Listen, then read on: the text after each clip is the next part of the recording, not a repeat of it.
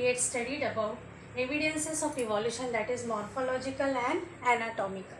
Now today we are going to study about vestigial organs. Now before going to this topic, we all know that our human body consists about two types of organs, external organs and internal organs. Now what are external organs? Our hand, nose, eyes, all this will be called as an external organs. And what are internal organs? The organs which are present inside the body would be called as an internal organs. Our heart, lungs, kidney, heart, liver, all this will be called as an internal organs. Now all organs are not useful to us. Then those organs which are not useful to us will be called as an vestigial organs. So ill-developed organs or degenerated organs will be called as an vestigial organs. Now why they have become degenerated?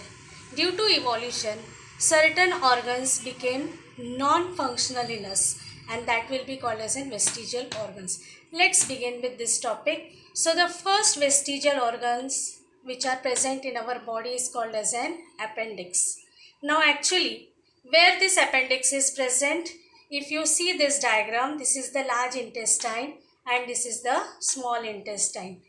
Just at the base of large intestine, there is an outlet which you can see, that is called as an appendix. Now, previously, we all know that human beings have been evolved from monkey.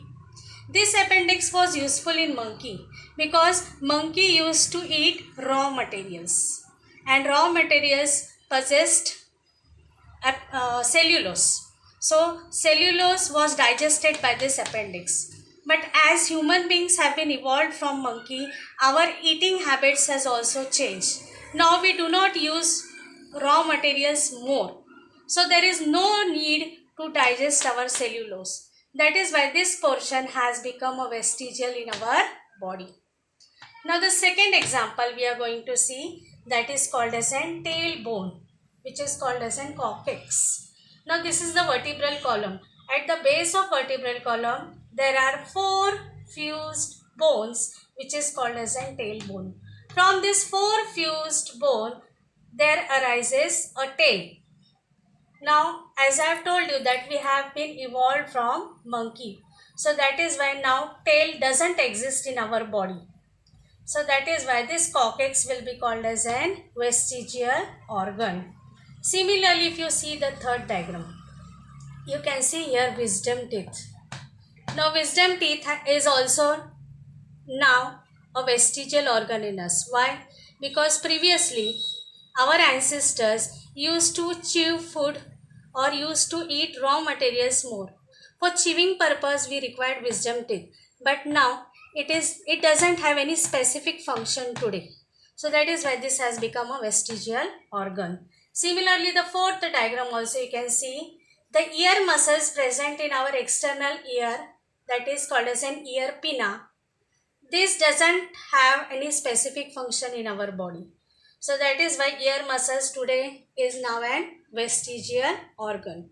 So you must have understood what is vestigial organs. The organs which are of no use to us will be called as an vestigial organ. These organs which are present in our body indicates that we all have been derived from a common ancestor. Now let's see the next type of evidence, that is called as an paleontological evidence. First we will see the meaning of paleontology. Now what is the meaning of paleontology? Study of fossils will be called as an paleontology. Now what are fossils? Due to earthquake, due to volcano, or due to high pressure on the earth, some animals get deeply buried inside a rock and fossils are created. So the study of fossils will be called as an paleontological evidence. Now this evidence also gives us a correct picture of how animals have been arrived on our earth.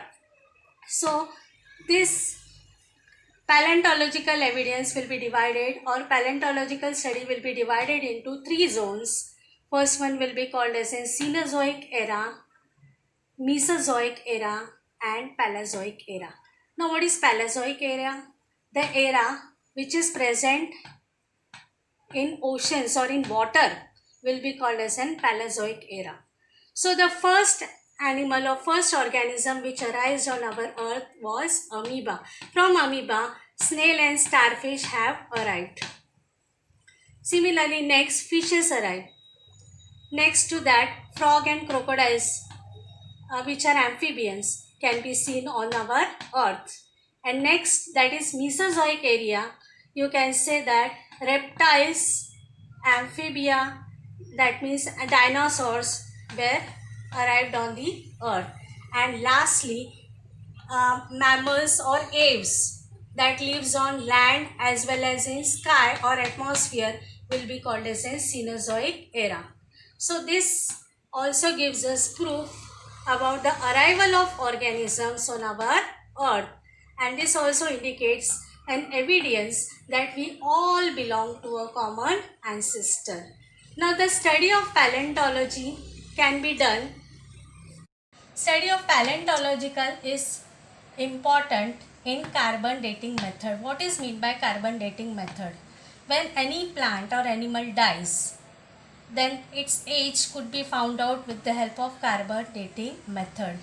Now in any animal or any plant consists about two carbon isotopes, carbon 14 and carbon 12.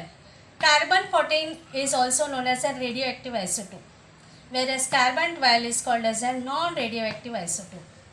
So when any animal dies, this C14 radioactive isotope starts decaying, whereas C12 remains constant. So there is a ratio difference between C14 and C12. So age of dead animals are calculated by measuring radioactivity of C14 and ratio of C14 and C12, and this will be called as an carbon dating method. So today we have seen two more evidences, that is called as an vestigial evidence and paleontological evidence, which proves that all organisms have been derived from a common ancestor. Thank you very much.